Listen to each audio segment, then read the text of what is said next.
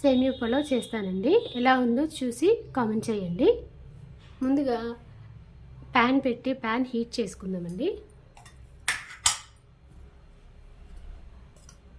దానిలో ఒక 2 స్పూన్లు నెయ్యి వేసి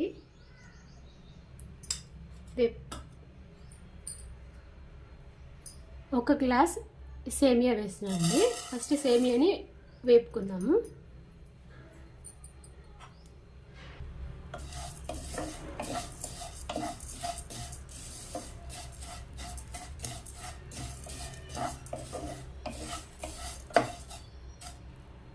ఇదిగోండి, మనకి సేమియా వేగిపోయాయి.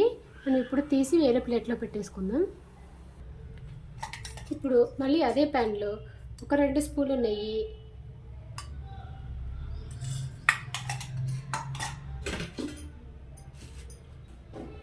కొంచెం ఆయిల్ అండి, చాలు. కొంచెం ఆయిల్ వేసి కాలిన తర్వాత మనకి ఇదిగోండి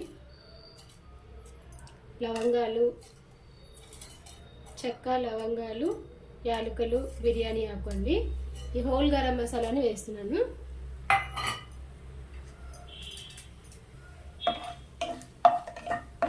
ఇది వేగిన తర్వాత సన్నగా కట్ చేసిన పచ్చిమిర్చి, ఉల్లిపాయలండి 2 వేసుకున్నాను.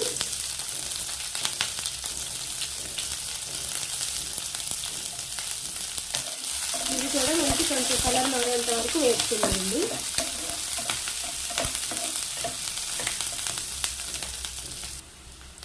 ఇప్పుడు మనం దీనిలోకి ఒక 1/2 స్పూన్ అల్లం వెల్లుల్లిపాయ పేస్ట్ అండి. ఈ అల్లం వెల్లుల్లిపాయ పేస్ట్ పచ్చివాసన పోయేంత వరకు వేపేస్తాం.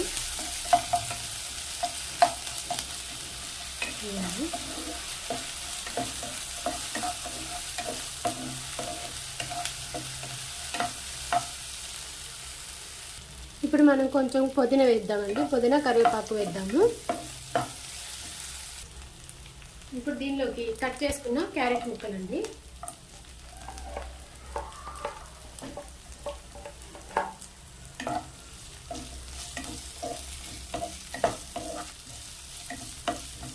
అలానే కట్ చేసుకున్న టమాటాలండి.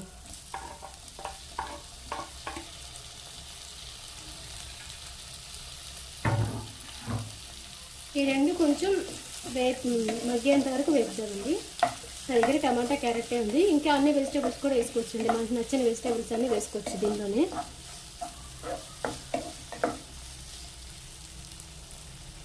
కొంచెం మగ్గనిద్దామండి మూత పెట్టేసేసి.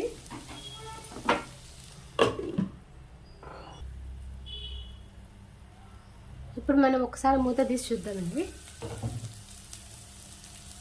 ఇవన్నీ కొంచెం మగ్గినట్టు ఉన్నాయి కదా. ఇప్పుడు దీనిలో మనకి సేమియా నేను 1 గ్లాస్ తీసుకున్నాను. ఆ గ్లాస్ కాను 1.5 గ్లాసుల వాటర్ అండి.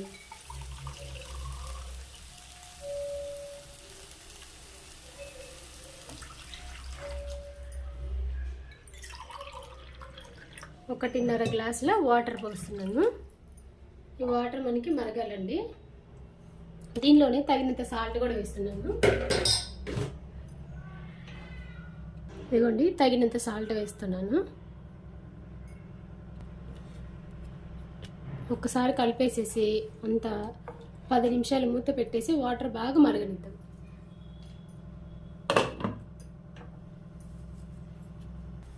మూత తీసి ఒకసారి చూద్దామండి.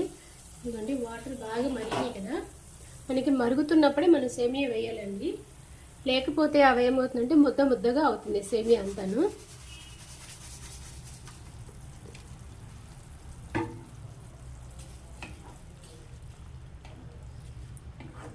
మరుగుతున్న వాటర్లోని వేస్తాను. ఇంకా మనకి సేమియాని పొడిగా కూడా వస్తుందండి. అదండి, ఇట్లా మొత్తం కలిపేసేసి మళ్ళీ ఒక 10 నిమిషాలు మూత పెట్టేసి ఉడికినిద్దామండి.